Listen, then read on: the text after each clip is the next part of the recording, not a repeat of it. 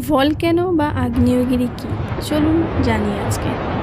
ভাবুন তো, এক মুহূর্তে পাহাড় উড়ে গেল আকাশে। এটাই হলো ভলক্যানোর শক্তি, যা কয়েক সেকেন্ডের মধ্যেই একটি শহরকে ধ্বংসস্তূপে পরিণত করতে পারে। পৃথিবীর বুকের নিচে রয়েছে ম্যাগমা চেম্বার, একটি বিশাল মল্টেন রক রিজার্ভার, যেখানে বছরের পর বছর ধরে জমে থাকে গলিত আগুন। যখন এই চাপ এক্সট্রিম প্রেসারে পৌঁছে যায়, তখন ফেটে যায় পাহাড় আর শুরু হয় ভলক্যানিক ইরেপশন। একটি অঙ্গুৎপাতের সময় লাভার তাপমাত্রা হতে পারে 1200 ডিগ্রি সেলসিয়াস পর্যন্ত। একটি রিভার অফ ফায়ারের মতো বয়ে গিয়ে গ্রাম শহর সব কিছু গিলে ফেলে। আকাশ ঢেকে যায় ভলক্যানো অ্যাশ ক্লাউডে, যার কারণে সূর্যের আলোও পৌঁছাতে পারে না।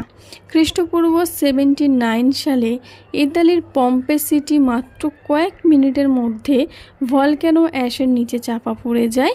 হাজার হাজার মানুষ জমে যায় ছাইয়ের ভিতর, যা ইতিহাসে অন্যতম ভয়ঙ্কর ন্যাচারাল ডিজাস্টার নামে পরিচিত। আজও সক্রিয় রয়েছে পৃথিবীতে 15,000+ অ্যাক্টিভ ভলক্যানোস।